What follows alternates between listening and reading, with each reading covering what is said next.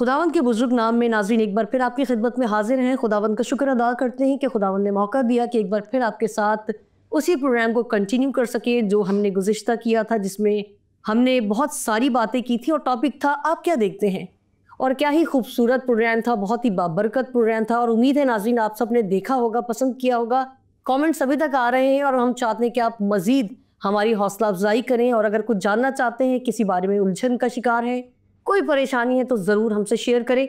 उसी को आगे करते हैं, टॉपिक को उसी पर बात करते हैं कि आप क्या देखते हैं और आज मज़ीद सीखेंगे सिस्टर रुबीना से। सिस्टर मैं चाहूँगी कि शुरू करने से पहले आपको वेलकम किया जाए। थैंक यू सो मच कि आज फिर आप हमारे साथ मौजूद हैं। खुदावंद का शुक्र करते हैं और मुझे पता कि आप बहुत मसरूफ़ हैं और आज बहुत ज़्यादा चीज़ें गड़बड़ भी हुई हैं, मगर शुक्रगुजारी खुदावंद की आप उसी तरह मुस्कुरा रही हैं, उसी तरह खुश हैं। खुदावंद की शुक्रगुजारी हो। इसके लिए पता है मैं क्या कहना चाहूँगी कि कलाम में लिखा है वो अपने मोहब्बत रखने वालों के लिए सारी चीज़ों को तैयार रखता है। वो ही है जो बुराई में से भलाई को निकालता है। तो हम उस भले खुदा को जानने वाले, तो जिस हाल में भी रहें खुदावन का शुक्रिया अदा करें तो वो ज़्यादा अच्छा है। तो खुदा का शुक्र है, खुदा का शुक्र है। जी सिस्टर वही बात करेंगे कि आप क्या देखते हैं। बिल्कुल, आज जो रेफरेंस मैंने लिया है वो इतना ज़बरदस्त है और हमने बहुत दफ़ा इस पे कलाम सुनाया और ये बड़ी मशहूर जो है रेफरेंस है। मेरे साथ निकालिएगा, लूका की इंजील है 19वां बाब है, तो इसे हम पढ़ेंगे पहली आयत से। वो यरीहो में दाखिल होकर जा रहा था और देखो ज़कई नाम एक आदमी था जो मासूल लेने वालों का सरदार और दौलतमंद था। वो यीशु को देखने की कोशिश करता था कि कौन सा है, लेकिन भीड़ के सबब से देख ना सकता था, इसलिए कि उसका कद छोटा था। बस उसे देखने के लिए आगे दौड़कर एक गुलर के पेड़ पर चढ़ गया, क्योंकि वो उसी राह से जाने को था। जब यीशु उस जगह पहुंचा तो वो ऊपर निगाह करके उससे कहा, ए ज़कई जल्द उतर आ, क्योंकि आज मुझे तेरे घर रहना ज़रूर है। वो जल्द उतर कर उसको खुशी से अपने घर ले गया। जब लोगों ने ये देखा तो सब बड़बड़ा कर कहने लगे, वो तो एक गुनाहगार शख्स के यहाँ जा उतरा। और ज़कई ने खड़े होकर खुदावंद से कहा, खुदावंद देख, मैं अपना आधा माल गरीबों को देता हूँ और अगर किसी का जो कुछ ना हक ले लिया है तो उसको चौगुना अदा करता हूँ। यीशु ने उससे कहा, आज इस घर में निजात आई है, इसलिए कि ये भी अब्राहम का बेटा है, क्योंकि इब्ने आदम खोए हुओं को ढूंढने और निजात देने आया है। आमीन आमीन। आप देखें कि आज हम ज़कई से ना एक अलग एंगल से देखेंगे कि ज़कई जो साहब है, जो भाई है, वो कितना आरज़ूमंद है खुदावन यीशु को देखने के लिए। ठीक है, उसके पास कोई ज़रूरत नहीं है, वो कोई बीमार नहीं है, ना उसकी अम्मा बीमार है, ना उसका कोई बच्चा बीमार है, ना उसको कोई जॉब का प्रॉब्लम है, क्योंकि ऑलरेडी कलाम में लिखा है कि वो दौलतमंद आदमी था। ठीक है, वो बग़ैर गर्ज के है, उसके पास कोई भी मसला नहीं है कि वो यीशु को किसी मसले की वजह से या अपनी ज़रूरत के लिए वो खुदावन यीशु को देखना चाह रहा है या मिलना चाह रहा है। तो आज जो पहला पॉइंट है ना मेरा, वो ये है कि क्या कभी हमने खुदावन की तरफ देखा है बग़ैर गर्ज के? क्या कभी बग़ैर किसी ज़रूरत के, या कोई ना कोई गर्ज हमारी हमेशा हमारे साथ होती है। अगर हमने घर में भी दुआ करनी है ना, तो कोई ना कोई पॉइंट हम ढूंढते हैं कि अब खुदा के पास आना है, अब हमने दुआ करनी है, तो कौन सा पॉइंट होना चाहिए। या फिर हम पूछते हैं किसी से, आपकी क्या रिक्वेस्ट है कि मैं खुदा के पास आऊँ। तो जब हम अपने बाप के पास आते हैं तो क्या हम ऐसा ही नहीं होता कि कुछ ना कुछ चीज़ होती है कि मुझे ये चाहिए, मुझे ये चाहिए। क्या कभी हम अपने माँ बाप के पास बग़ैर गर्ज के आए हैं? अगर आए हैं तो बहुत ही अच्छा है, और अगर नहीं आए तो बग़ैर गर्ज के आना भी शुरू करें, क्योंकि वो हमारे माँ बाप हैं, उनको हमारी ज़रूरत होती है। इसी तरह खुदा को भी हमारी ज़रूरत है। खुदावन भी चाहते हैं कि हम बग़ैर गर्ज के खुदावन के पास आएँ।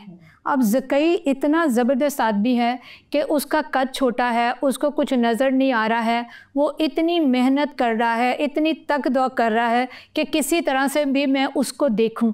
वो बग़ैर नीड के, उसके अंदर एक पैशन था, उसके अंदर एक शौक़ था।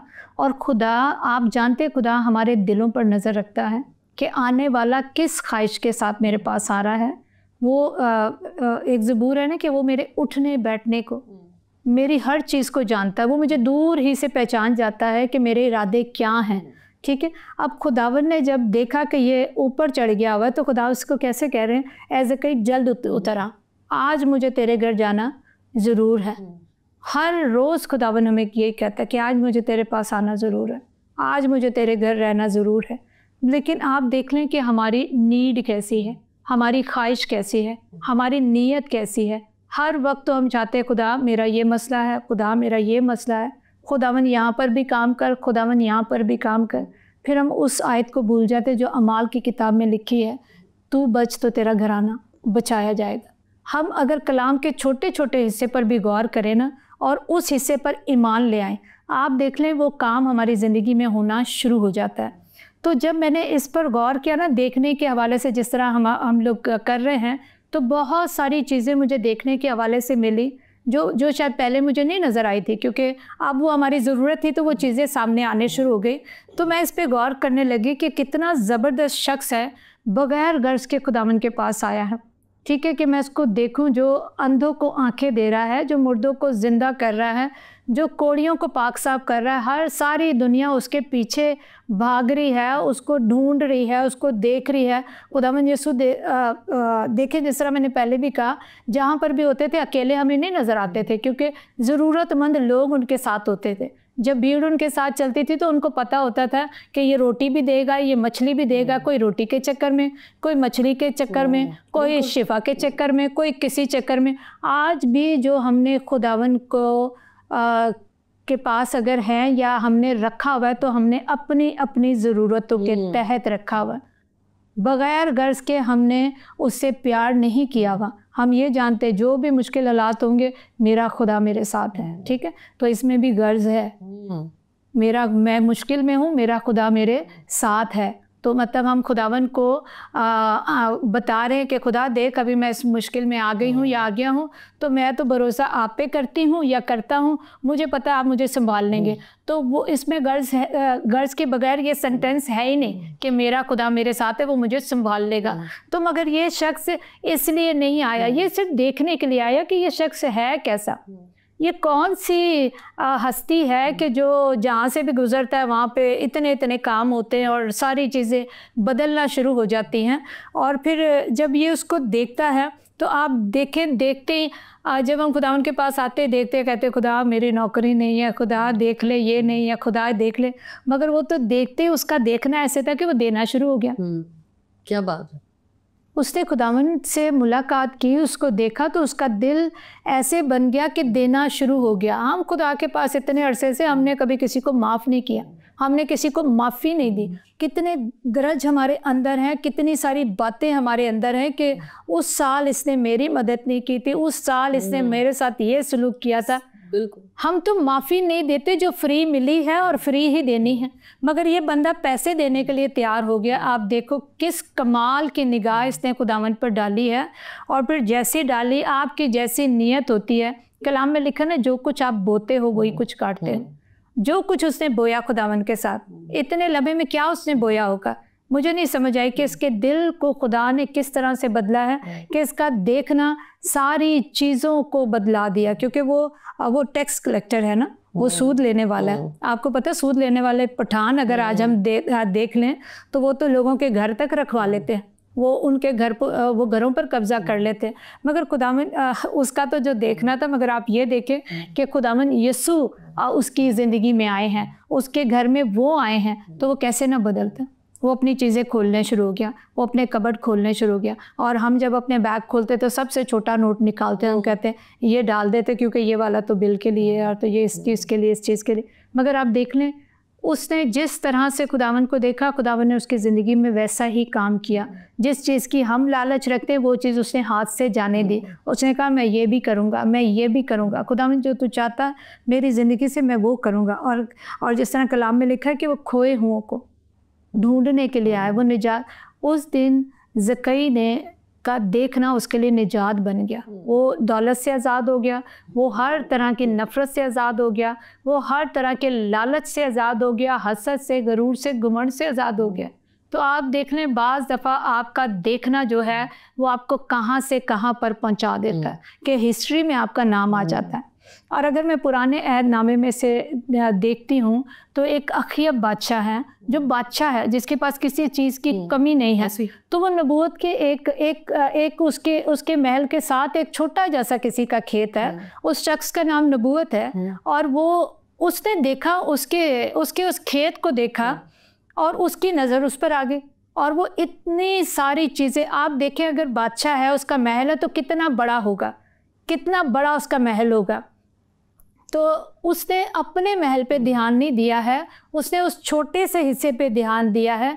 वो छोटा सा हिस्सा उसकी ज़िंदगी बल्कि उसकी नस्लों को उस हिस्से ने ख़राब कर दिया, बर्बाद कर दिया। तो उसने सिर्फ छोटे से हिस्से की लालच की है कि ये हिस्सा भी मुझे दे दे, मैं इसमें तरकारी लगा लूँ। आपके गार्डन में जगह नहीं तरकारी लगाने की, आपके पास कुछ भी नहीं है। तो जब आप देख लें ये इंसान का लालच है, वो अभी हमने ज़कई का जिक्र किया कि वो लालच से आज़ाद हो गया। ये बादशाह है जो लालची बन गया है, इसके पास सब कुछ है लेकिन एक शख्स की थोड़ी सी चीज़ जो है उस पर भी काबिज होना चाह रहा है, और उसकी वजह से आप देखें कि उसकी ज़िंदगी में कितना बड़ा वो बाल आया है। और फिर खैर से जो बीवी है उसकी, वो उससे पता नहीं कितने हाथ आगे थी कि जब उसने देखा कि ये उदास हो गया, पहले उसने उस शख्स को कहा कि मैं तुझे इसके पैसे दे देता हूँ, तू मुझे दे दे, या मैं इस हिस्से की जगह कोई और हिस्सा तुझे दे देता हूँ, मगर उसने कहा ये मेरे बाप दादा का हिस्सा है तो मैं इसको बेचूंगा नहीं। वो बड़ा गुस्से में आ गया और उदास होकर आके अपने महल में लेट गया। उसकी बीवी ने पूछा क्या हुआ तुझे, उसने कहा ऐसे ऐसे हो। तो वो उसको भड़का रही है, तू तो बादशाह है, तू चुप करके बैठ गया, मैं तुझे वो जगह दिलाऊंगी। आप देख लें आज समझदार बीवियों की कितनी ज़्यादा ज़रूरत है। अगर शौहर जो है वो बहुत ज़्यादा कमाई के लालच में आपको घर में टाइम नहीं दे रहा, बच्चों को टाइम नहीं दे रहा, तो आप थोड़ा उसको समझाएं। ये बीवी कहती मैं ऐसा प्लान बनाऊंगी और आप देखना कि ये सब कुछ आपके हाथ में आ जाएगा। वो हिस्सा तो उनके हाथ में आ गया, लेकिन साथ में लानत भी उनके हाथ में आ गई, उनके हिस्से में आ गए। खुदावन ने अपने नबी को भेजा और कहा जा के उनको बता दे कि तुम्हें कब्र नसीब नहीं होगी, तुम्हारी औलादे जवानी नहीं देखेंगी। कि आप देखें, एक हमारा देखना, लालची निगाह से देखना हमारी ज़िंदगियों को बर्बाद कर देता है। हम ये नहीं देखते कि खुदा ने जो आज का दिन हमें बख्शा है वो कितना खूबसूरत है, आज की जो सेहत हमें बख्शी है वो कितनी अच्छी है, आज जो खाना हम खा रहे हैं वो कितना अच्छा है। हमारी प्लेट में जो है ना, हमारी नज़र उस पर नहीं जाती, लेकिन दूसरों की प्लेट पे ज़रूर जाती है। मैं आपको एक बात बताती हूँ, अक्सर मैं और फरिया जब जाते हैं खाने के लिए और हमें कुछ सिलेक्टेड चीज़ें ही पसंद है, लेकिन मेरी निगाह ना जब दूसरी प्लेटों में पड़ती है, मैं कहती फरिया वो क्या है, वो क्या है। उसने कहा माँ इसमें देखते हैं, देखो ना। तो मतलब मैं आपको बता रही कि इंसान की जो नेचर है ना, वो दूसरे के पास जो होता है ना, वो उसको बहुत ज़्यादा अच्छा लग रहा होता है, मगर जब हम खुदा में होते हैं ना तो फिर हमारी ये लालच, क्योंकि कलाम में लिखा है आँख की शेखी, ठीक है, और ज़र का लालच, तो ये खुदा के दुश्मन होते हैं, ठीक है। जब हमारे अंदर ये बातें हैं तो फिर जो हम हैं वो फिर हम खुदा के साथ नहीं चल रहे हैं, क्योंकि आंखों की शेखी, आंखें ही देखती हैं ना, इसके पास ये है, अब इसके पास प्लॉट भी आ गया, अब इनके पास ये भी आ गया।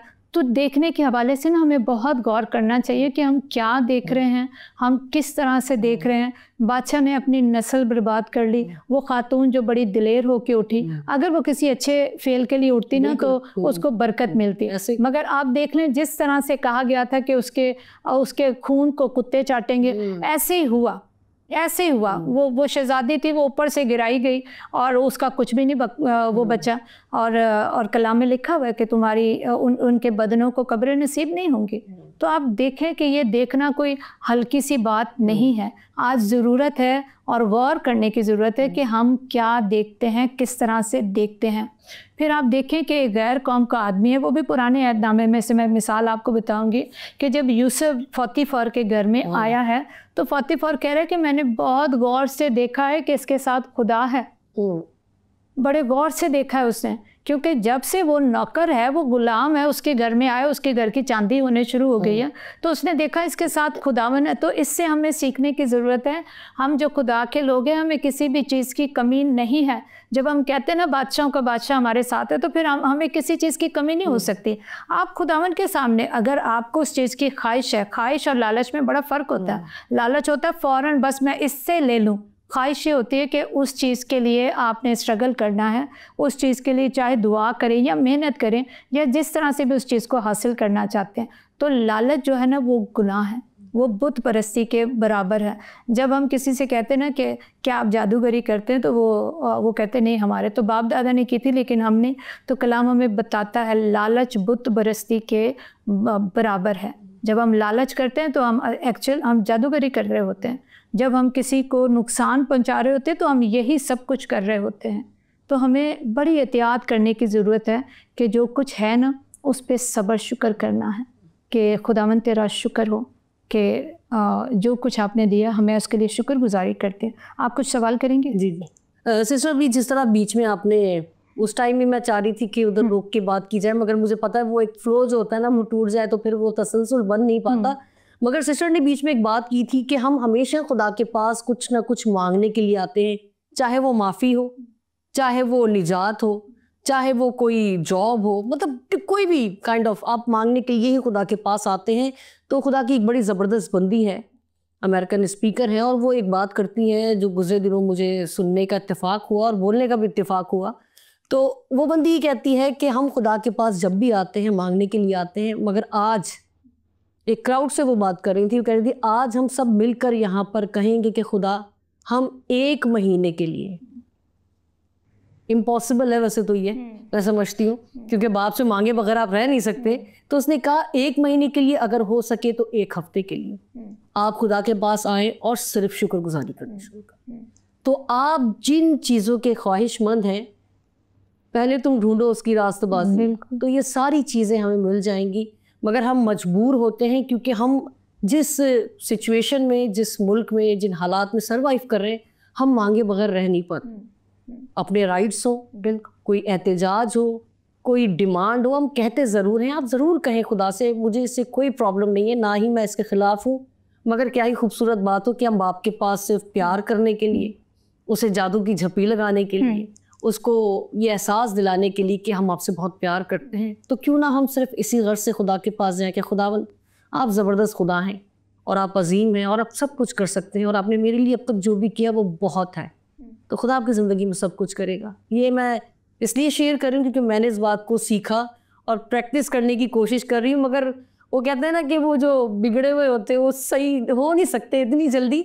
मगर जैसे ही खुदा का पाक रूह मुझे फिर से वो बात याद कराता है कि सिर्फ शुक्रगुजारी करनी है, तो फिर मैं खुदा से कहती हूँ खुदावंद अभी ना दीजिए, क्योंकि अभी मैं शुक्रगुजारी करने के उस टाइम ड्यूरेशन से गुजर रही हूँ।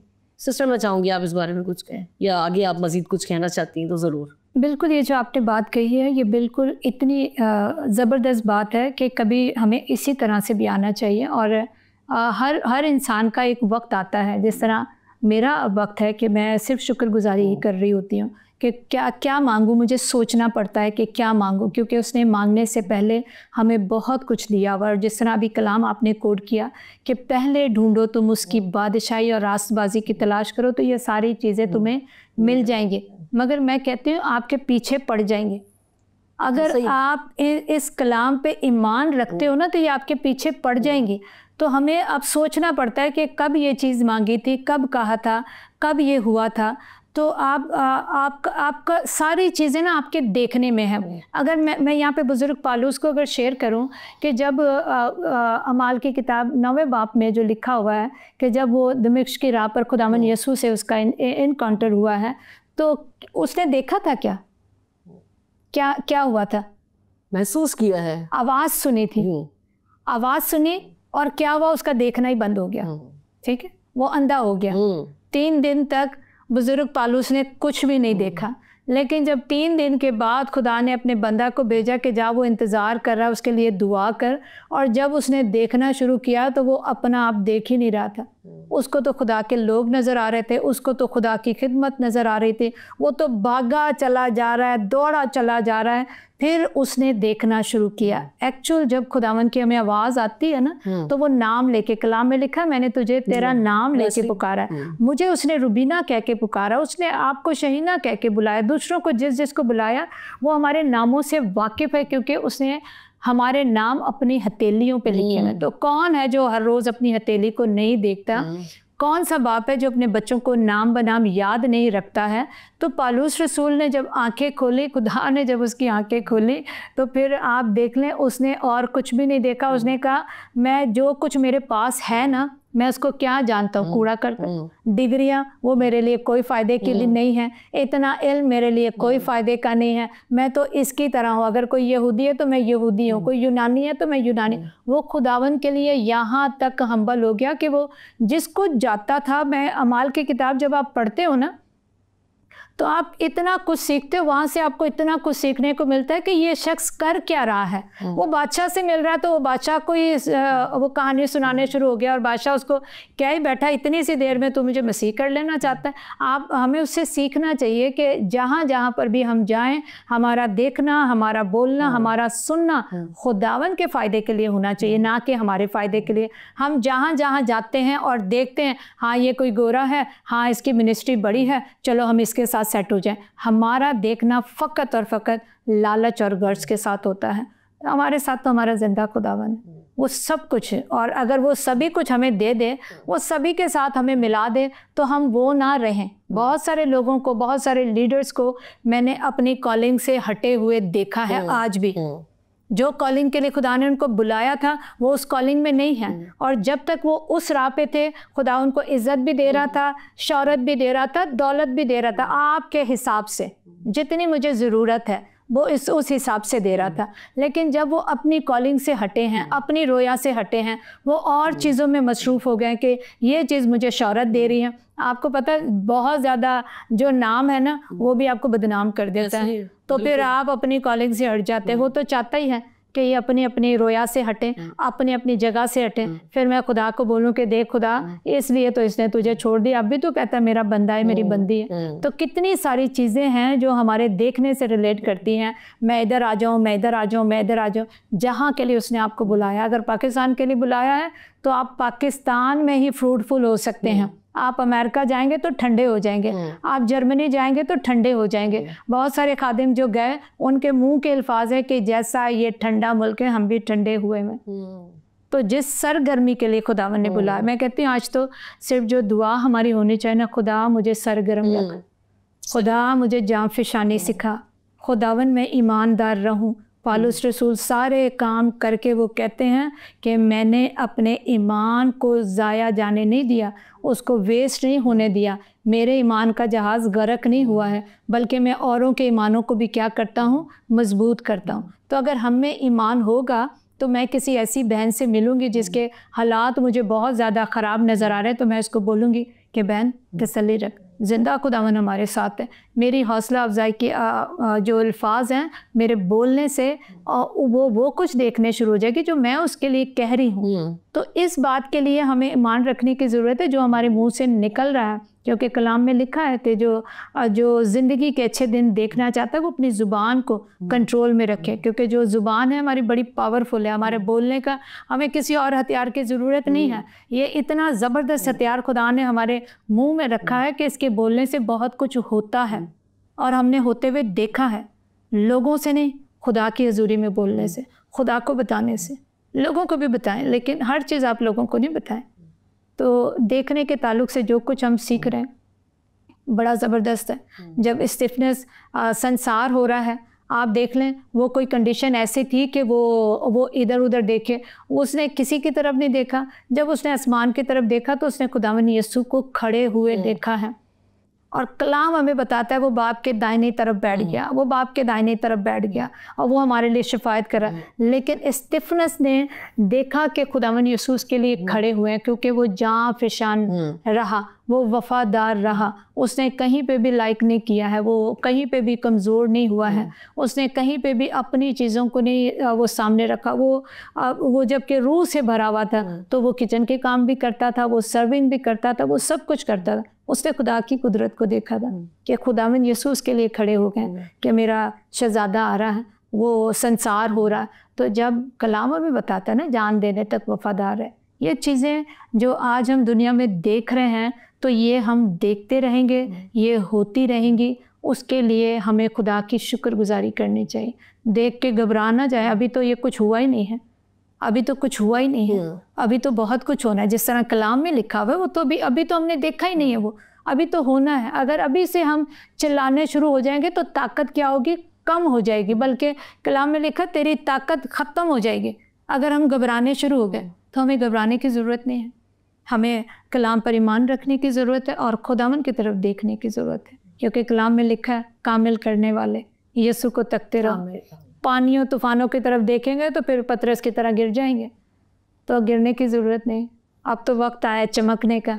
तो आप देख लें। एक और बात मैं ज़रूर कहूँगी, कलाम में जब जब हालात ख़राब हुए हैं खुदा के लोग चमके हैं। जहाँ जहाँ हालात ख़राब होंगे लोग चमकेंगे, उनके लिए खुदावन वसाइल भी पैदा करेगा, उनके लिए खुदा फेवर को भी भेजेगा। गैर कौमें सारी खिदमत के लिए होंगे, वो उसी तरह जिस तरह वो बिगाड़ने में होती हैं, वो खुदा के लोग हैं, वो संभालने के लिए भी होंगे। क्योंकि जहाँ पर खुदावन आ जाता है वहाँ पे कोई भेदभाव नहीं होता, वहाँ पे कुछ भी आपको समझ में नहीं आती कि फेवर मेरी कहाँ से आ रही है। तो हमारी कुम्मक तो आसमानों से आती है। तो फ़िक्रमंद होने की ज़रूरत नहीं, अच्छी चीज़ें देखना शुरू करें और बोलना शुरू करें, आपके लिए वैसे ही हो जाएगा। आमीन। Thank you sister, thank you so much. नाज़रीन, आखिर में मैं एक बात आपके साथ ज़रूर शेयर करूँगी कि एक प्रैक्टिस है जिसे अगर हम करना शुरू करें तो मैं समझती हूँ कि हमारी कामयाबी का राज है ये। आप दिन में ऊंची आवाज़ में गला फाड़ कर चिल्ला कर कहना शुरू करें कि मैं अच्छा देखना चाहती हूँ और मैं खामोश रहना चाहती हूँ या मैं चुप रहना चाहती हूँ, मैं खुदा की शुक्रगुजारी करना चाहती हूँ। जो ख्वाहिश आप खुदावन में रहते हुए करते हैं उसे ज़ोर से बोलने की प्रैक्टिस करें और आप इसको रोज़ बरोज़ उस टाइम ड्यूरेशन को बढ़ाते जाएं। आप देखिए आपकी ज़िंदगी में तब्दीली आना शुरू होगी। अगर आप खुदा के चेहरे के दीदार के तलबगार हैं तो इसे कहना शुरू करें।